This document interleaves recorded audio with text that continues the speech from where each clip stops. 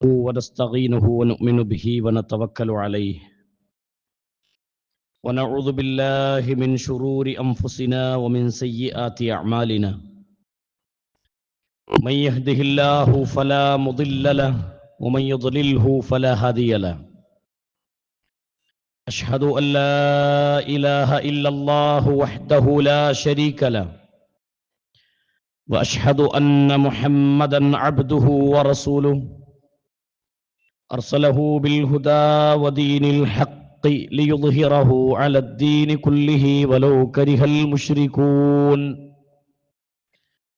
اللهم صل على محمد وعلى آل محمد كما صليت على إبراهيم وعلى آل إبراهيم إنك حميد مجيد اللهم بارك على محمد وعلى آل محمد كما باركت على إبراهيم وعلى آل إبراهيم إنك حميد مجيد أما بعد فإن خير الحديث كتاب الله وخير السنن سنن محمد صلى الله عليه وسلم وشر الأمور محدثاتها وكل محدثة بدعة وكل بدعة ضلالة وكل ضلالة في النار أعوذ بالله السميع العليم من الشيطان الرجيم يا أيها الذين آمنوا اتقوا الله حق تقاته ولا تموتن إلا وأنتم مسلمون أعوذ بالله من الشيطان الرجيم يا أيها الذين آمنوا قوا أنفسكم وأهليكم نارا وقودها الناس والحجارة عليها ملائكة غلاظ شداد لا يعصون الله ما أمرهم ويفعلون ما يؤمرون. സ്നേഹാദരണീയരായ സത്യവിശ്വാസികളെ, സത്യവിശ്വാസിനികളെ, സഹോദരന്മാരെ, സഹോദരിമാരെ, സൃഷ്ടിക്കുകയും പരിപാലിക്കുകയും ചെയ്യുന്ന ലോകരക്ഷിതാവായ അല്ലാഹു സുബ്ഹാനഹു വ തആലയുടെ നിയമനിർദ്ദേശങ്ങളും വിധിവിലക്കുകളും ജീവിതത്തിൻ്റെ എല്ലാ മേഖലകളിലും കാത്തു സൂക്ഷിച്ചുകൊണ്ട് ജീവിതത്തെ ചിട്ടപ്പെടുത്തണം എന്ന് സ്വന്തത്തെ മറക്കാതെ ഓരോരുത്തരോടും ഉണർത്തുകയാണ്, ഓർമ്മപ്പെടുത്തുകയാണ്. ഓരോ മനുഷ്യരും ജീവിതത്തിലേറെ പ്രാധാന്യത്തോടു കൂടി കാണുന്ന, സദാ സമാധാനവും സ്വസ്ഥതയും നിലനിൽക്കണമെന്നാഗ്രഹിക്കുന്ന കേന്ദ്രമാണ് നമ്മുടെ വീട്.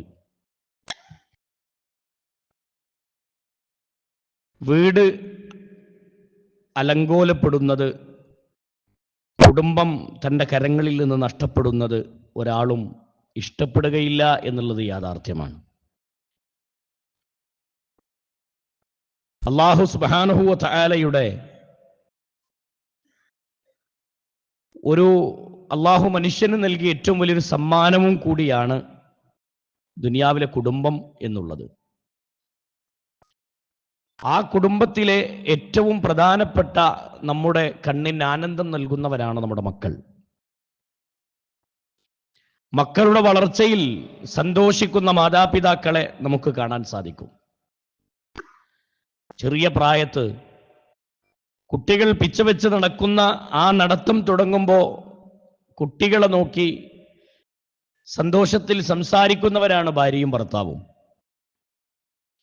കാലങ്ങൾ കഴിഞ്ഞ് ആ സന്താനം തൻ്റെ കരങ്ങളിൽ നിന്ന് വീണുടയുന്ന രംഗങ്ങൾ പല രക്ഷിതാക്കളും അനുഭവിക്കേണ്ടി വരുന്നു എന്നുള്ള ഒരു യാഥാർത്ഥ്യം നമ്മൾ നിരന്തരം കണ്ടുകൊണ്ടിരിക്കുകയാണ്.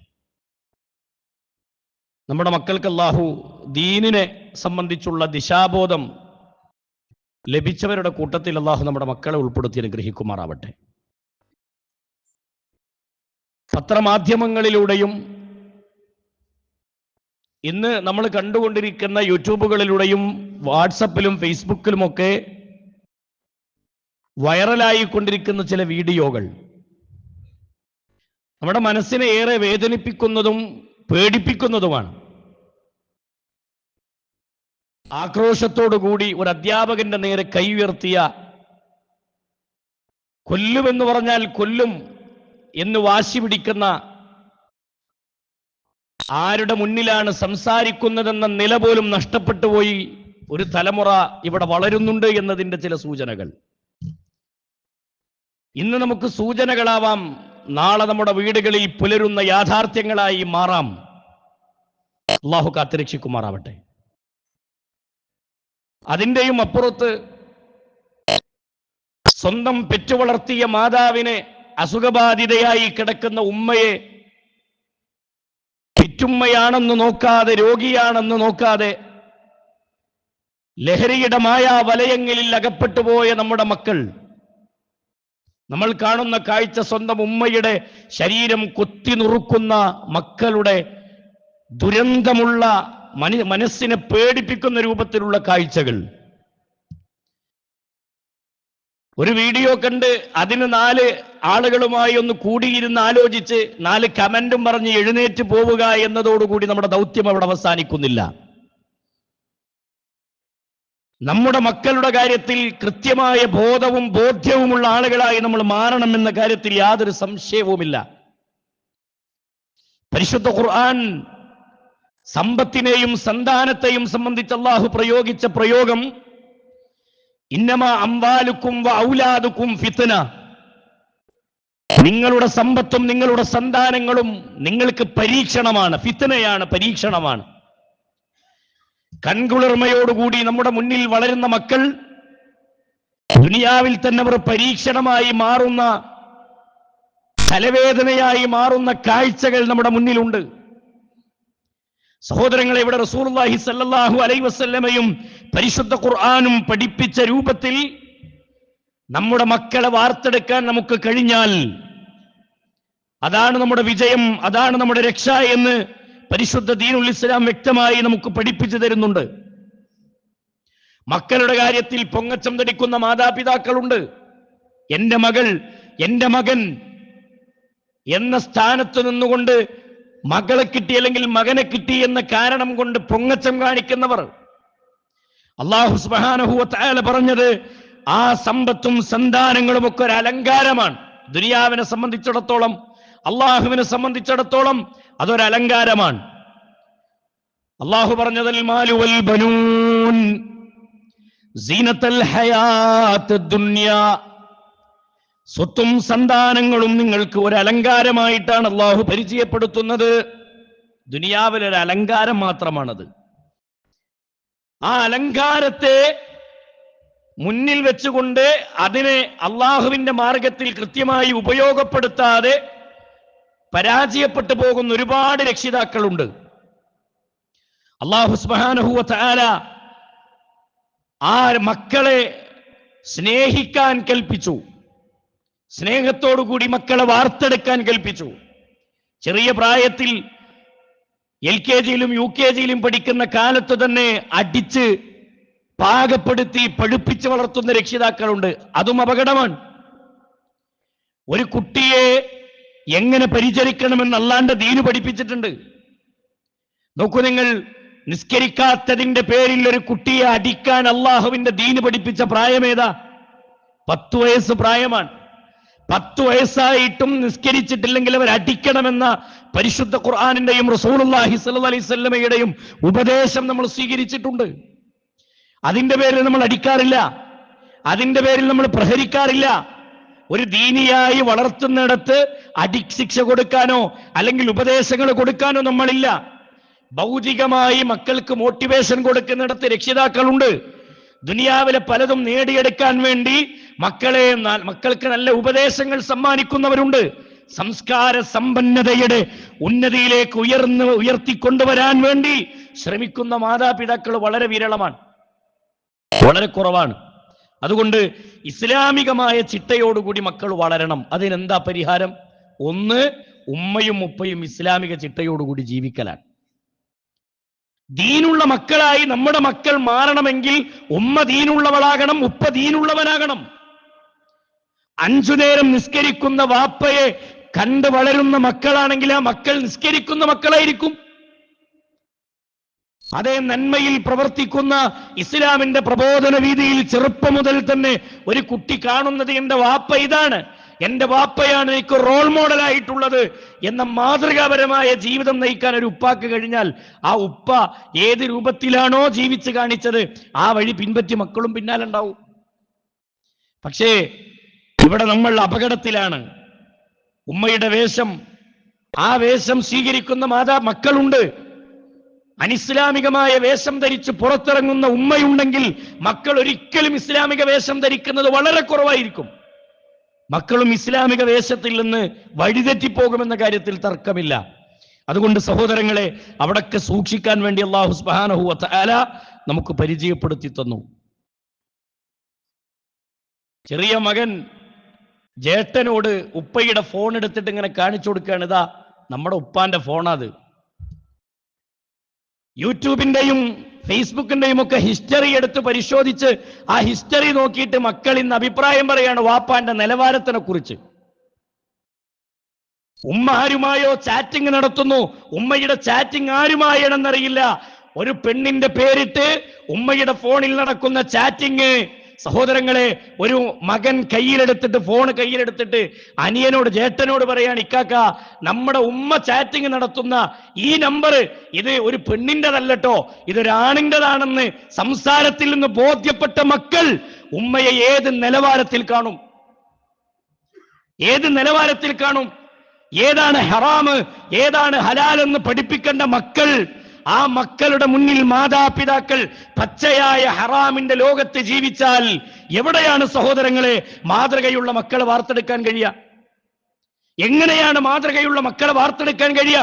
പരിശുദ്ധ ദീനുൽ ഇസ്ലാം നമുക്ക് കൃത്യമായി പഠിപ്പിച്ചു തരുന്നുണ്ട്. നമ്മുടെ നാട്ടിലെ പെൺകുട്ടികൾ പ്രേമത്തിന്റെ ചാബല്യങ്ങളിൽ അകപ്പെട്ടുകൊണ്ട് വഞ്ചിതരായി പോകുന്ന ഒരുപാട് പെൺകുട്ടികളുടെ കഥകളില്ലേ നമ്മുടെ നാടുകളിൽ? നന്നായി ജീവിച്ചു പോകുന്ന പെൺകുട്ടികൾ ഏതെങ്കിലും റെയിൽവേ ട്രാക്കിന്റെ ഉള്ളിൽ തലവെച്ച് കിടക്കുന്ന കാഴ്ചകൾ, അല്ലെങ്കിൽ ഒരുത്തിരിപ്പോന്ന കയറിന്റെ തുമ്പത്ത് ജീവിതം തീർക്കുന്ന പെൺകുട്ടികൾ നമ്മുടെ നാടുകളിലില്ലേ? അഭിമാനം നഷ്ടപ്പെട്ടു പോയതിന്റെ പേരിൽ ജീവിതം തുലക്കുന്നവർ ഇന്ന് അതുമില്ല, അവിടെ നിന്നും പിടുത്തം വിട്ടു, കയ്യിൽ നിന്ന് നഷ്ടപ്പെട്ട അവസ്ഥയാണ്.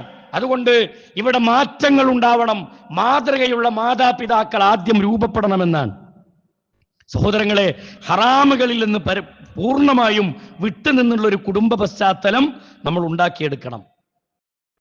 എന്നിട്ട് നമ്മൾ റബ്ബിനോട് പ്രാർത്ഥിക്കണം, റബ്ബന, ഞങ്ങളുടെ രക്ഷിതാവേ, ഹബ്ലനാ മിൻ അസ്വാജിനാ വദുർരിയാതിനാ ഖുർറത അഅ്യുൻ വജഅൽനാ ലിൽ മുത്തഖീന ഇമാമാ. റബ്ബന, ഞങ്ങളുടെ രക്ഷിതാവേ, ഹബ്ലനാ മിൻ അസ്വാജിനാ വദുർരിയാതിനാ, ഞങ്ങൾക്ക് കാണിച്ചു തരണം, അല്ലെങ്കിൽ ഞങ്ങൾക്ക് ഉണ്ടാക്കി തരണേ റബ്ബേ. ഹബ്ലനാ മിൻ അസ്വാജിനാ വദുർരിയാതിനാ, ഞങ്ങളുടെ ഇണകളിൽ നിന്നും ഞങ്ങളുടെ സന്താനങ്ങളിൽ നിന്നും ഞങ്ങൾക്ക് കൺകുളിർമ തരണേ. ഖുർറത അഅ്യുൻ, കൺകുളിർമ നൽകണം. എന്നിട്ട് പറഞ്ഞ വാക്കെന്താ? വജഅൽനാ ലിൽ മുത്തഖീന ഇമാമാ. പടച്ചോനെ, ഞങ്ങളെയും എന്നെയും എന്റെ കുടുംബത്തെയും നാട്ടിലെ മുത്തഖീങ്ങളായ ആളുകൾക്ക് നീ ഇമാമാക്കണേ. മുത്തഖീങ്ങൾക്ക് മാതൃകയുള്ളൊരു കുടുംബമായി എന്റെ കുടുംബത്തെ നീ മാറ്റണേ റബ്ബേ.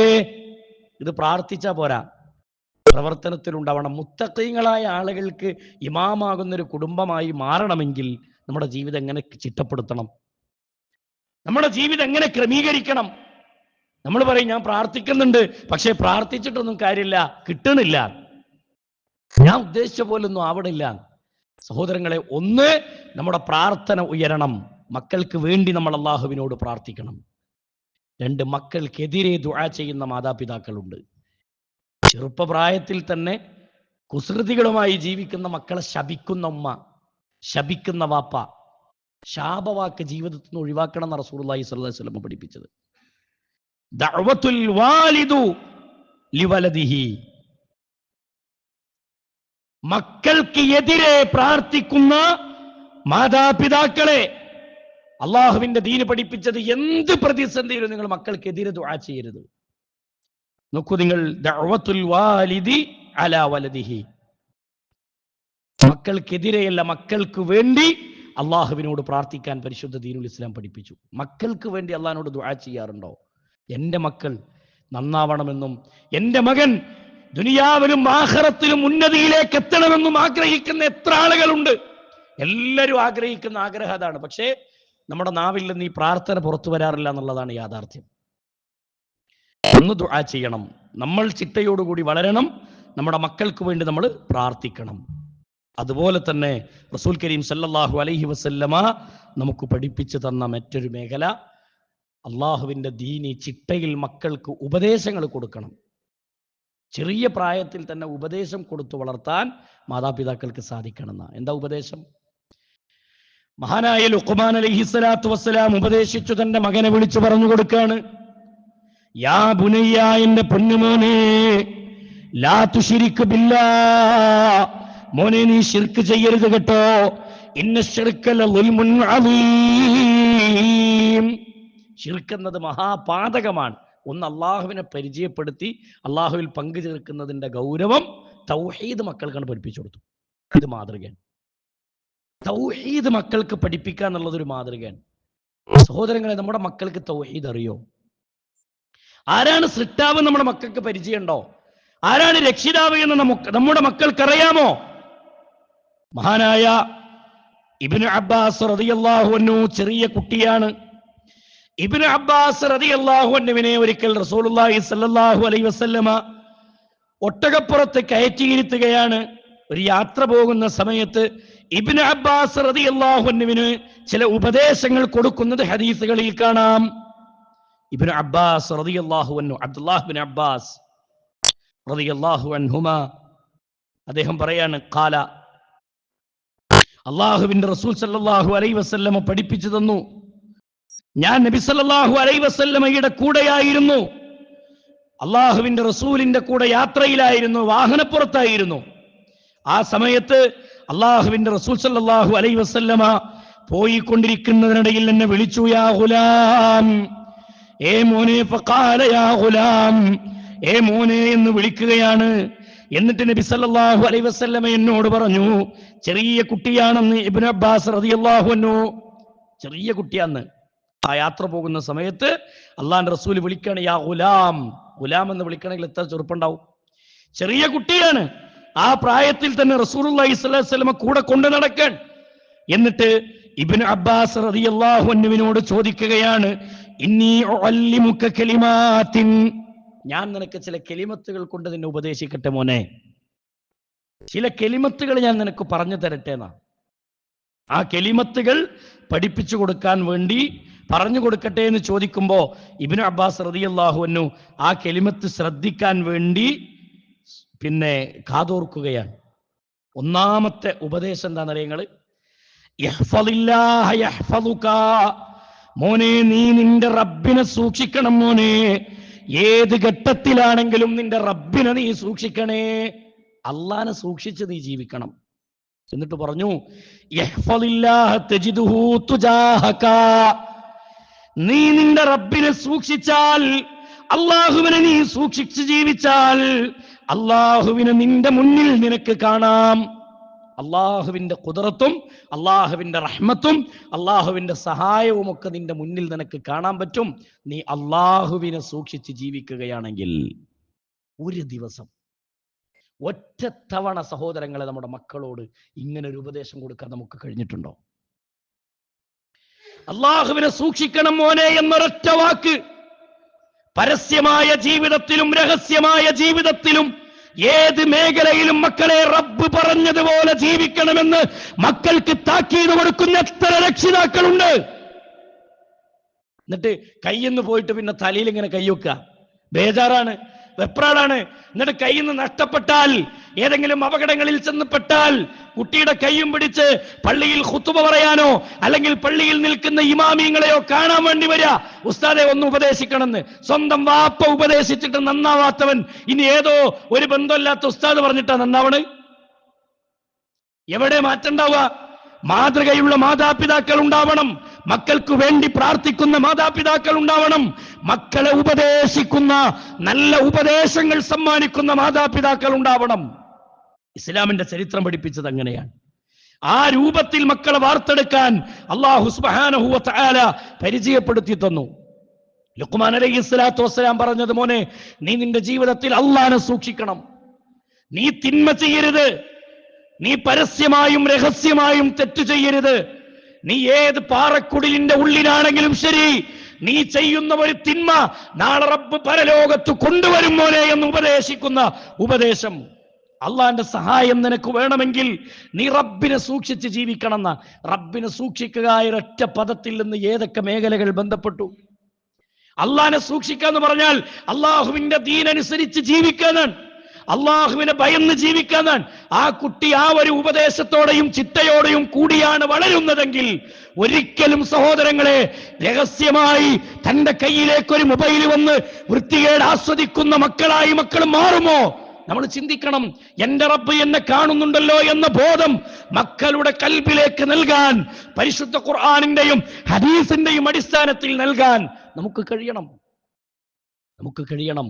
ആ മക്കൾക്ക് ലഹരിയുടെ ഗൗരവം എന്താണെന്നറിയും? കിട്ടിയ കാശിന് കള്ളും കുടിച്ച്, കിട്ടിയ കാശിന് MDMA ഉപയോഗിച്ച്, കിട്ടിയ കാശിന് വൃത്തികേടുകൾ ആസ്വദിച്ച് ഏതെങ്കിലും വലയങ്ങളിൽ അകപ്പെട്ടുകൊണ്ട് മക്കൾ കയറി വന്ന് ഉമ്മയെ കൊത്തി നുറുക്കുമ്പോ, വാപ്പാന്റെ നേരെ കൈയോങ്ങുമ്പോ, അധ്യാപകരുടെ നേരെ കൈയോങ്ങുമ്പോ, ഇതിന്റെ അപകടം സഹോദരങ്ങളെ നമ്മൾ നമ്മുടെ മക്കളെ വാർത്തെടുക്കുന്നിടത്ത് സംഭവിച്ച അബദ്ധമല്ലേ സഹോദരങ്ങളെ? അല്ലാഹു സുബ്ഹാനഹു വ തആല മനസ്സിലാക്കാനുള്ള തൗഫീഖ് നൽകുമാറാവട്ടെ. ആ മക്കൾക്ക് അല്ലാഹു നല്ല ചിന്തയും നല്ല ദീനിനെ കുറിച്ചുള്ള നല്ല ബോധവും അല്ലാഹു സമ്മാനിക്കുമാറാവട്ടെ. ഗൗരവമുള്ള വിഷയമാണ്, ഗൗരവത്തോടു കൂടി നമ്മൾ കാണേണ്ട വിഷയമാണ്. നാളെ നമ്മുടെ വീടുകളിൽ നിന്ന് ഇത്തരം അപകടങ്ങൾ, ഇത്തരം സംസാരങ്ങൾ പൊട്ടിപ്പുറപ്പെടാതിരിക്കട്ടെ. ഗൗരവമുള്ള വിഷയമാണ്. അതുകൊണ്ട് പെട്ടെന്ന് പോയി മക്കളെ പിടിച്ചിരുത്തിയിട്ട് ഉപദേശിക്കണം എന്നല്ല, മക്കൾക്ക് ചില കാര്യങ്ങൾ തിരുത്തി കൊടുത്ത് അതിൻ്റെ ഗൗരവം മനസ്സിലാക്കി കൊടുത്ത് അത് നമുക്ക് യോജിച്ചതല്ല, അത് നമുക്ക് പാടുള്ളതല്ല, നമ്മൾ മുസ്ലിമല്ലേ, നമ്മൾ തൗഹീദ് ഉൾക്കൊണ്ടവരല്ലേ എന്നിങ്ങനെയുള്ള ഉപദേശങ്ങളിലൂടെയൊക്കെ മക്കൾക്ക് കൃത്യമായ ദിശാബോധം നൽകാൻ കഴിയണം. അതോടൊപ്പം മതപരമായ അറിവ് മക്കൾക്ക് സമ്മാനിക്കണം. പരിശുദ്ധ ഖുർആനിന്റെയും നബി കരീം സല്ലല്ലാഹു അലൈഹി വസല്ലമയുടെ ഹദീസുകളുടെയും അടിസ്ഥാനത്തിൽ മതപരമായ ഇൽമ് മക്കൾക്ക് സമ്മാനിക്കാൻ കഴിയുക എന്നുള്ളതാണ്. ഇൽമുള്ള മക്കളെ വാർത്തെടുക്കുക. നമ്മുടെ നാടുകളിൽ സഹോദരങ്ങളെ CRE ക്ലാസ്സുകൾ എന്ന പേരിൽ നമ്മുടെ നാട്ടിൽ ക്ലാസ്സുകൾ സംഘടിപ്പിക്കാറുണ്ട്. എന്തിനാത്? ഖുർആൻ ഹദീസ് ലേണിംഗ് സ്കൂൾ എന്ന പേരിൽ QSLSന്റെ വേദികൾ ഉണ്ടാക്കാറുണ്ട്. എന്തിനാത്? അവിടെ വരുന്നത് QSLSന് ആരാ വരുന്നത്? കുറച്ച് നിരച്ചു പോയ ആൾക്കാർ, പ്രായമായ ഉമ്മാര്. എന്താ കുട്ടികൾ അവിടെ കാണാത്ത? എന്താ പ്രായപൂർത്തിയായ ഒന്ന് ഖുർആൻ ഓതാനും അർത്ഥം ശ്രദ്ധിക്കാനും കാര്യങ്ങൾ പറഞ്ഞാൽ ബോധ്യപ്പെടുകയും ചെയ്യുന്ന മക്കൾ എന്തേ നമ്മുടെ QSLSന്റെ വേദിയിലില്ലാത്ത? മാറ്റണ്ടേ? നമ്മുടെ മക്കളെ കൈപിടിച്ചിട്ട് വേണ്ടേ നമ്മൾ അങ്ങോട്ട് വരാൻ?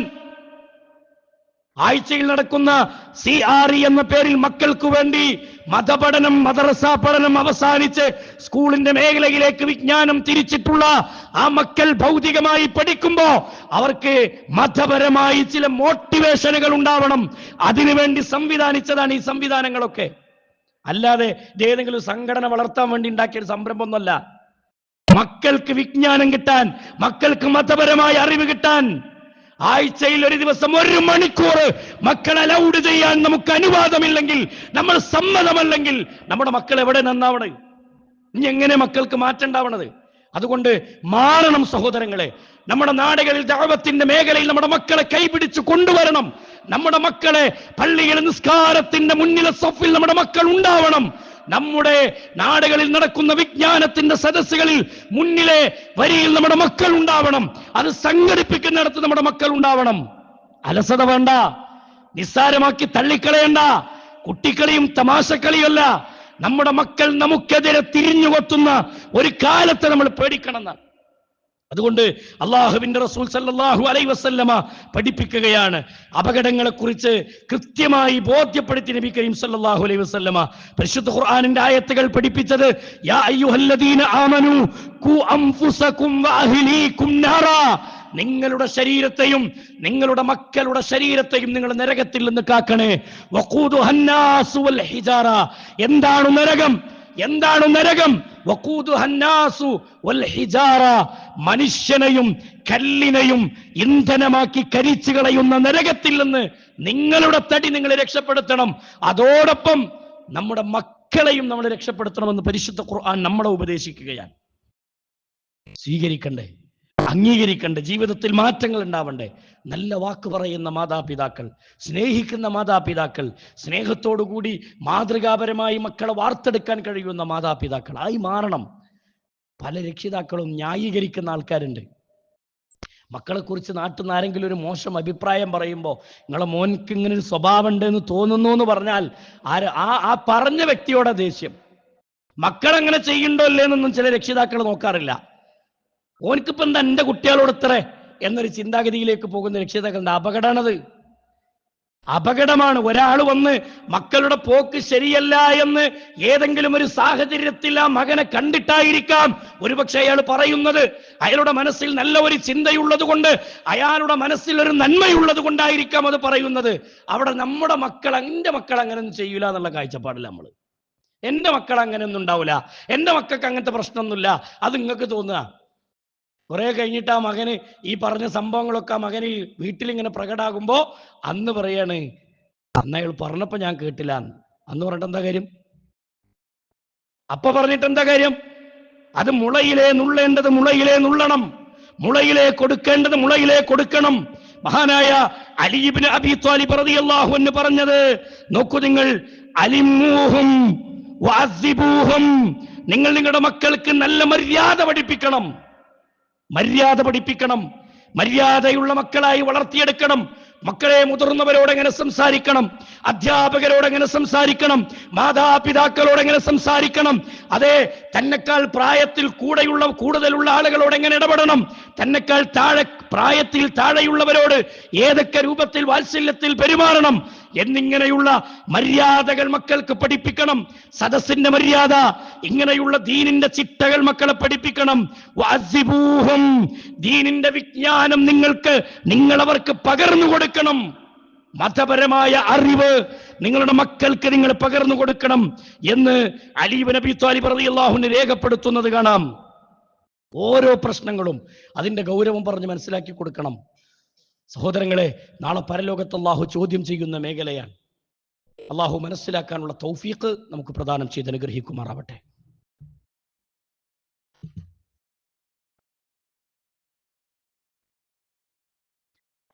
അൽഹംദുലില്ലാഹ്, അൽഹംദുലില്ലാഹി റബ്ബിൽ ആലമീൻ, അസ്സലാത്തു വസ്സലാമു അലാ അഷ്റഫിൽ അംബിയാഇ വൽ മുർസലീൻ നബിയിനാ മുഹമ്മദിൻ വഅലാ ആലിഹി വസഹ്ബിഹി അജ്മഈൻ. അമ്മാ ബഅദ്, ഇത്തഖുല്ലാഹ ഇബാദല്ലാഹ്. അല്ലാഹു സുബ്ഹാനഹു വ തആലയുടെ നിയമനിർദ്ദേശങ്ങളും വിധിവിലക്കുകളും ജീവിതത്തിൽ കാത്തു സൂക്ഷിച്ചുകൊണ്ട് ജീവിതത്തെ ചിട്ടപ്പെടുത്തണമെന്ന് ഒരിക്കൽ കൂടി എല്ലാവരോടും ഉണർത്തുകയാണ്, ഓർമ്മപ്പെടുത്തുകയാണ്. ഭൗതികമായ നന്മ മാത്രമല്ല മക്കളിൽ നമ്മൾ ആഗ്രഹിക്കേണ്ടത്. പരലോകത്ത് എൻ്റെ മകൻ എൻ്റെ കൂടെ സ്വർഗത്തിൽ ഉണ്ടാവണമെന്ന് കൊതിക്കുന്നൊരു രക്ഷിതാവായി മാറാൻ നമുക്ക് കഴിയുമോ?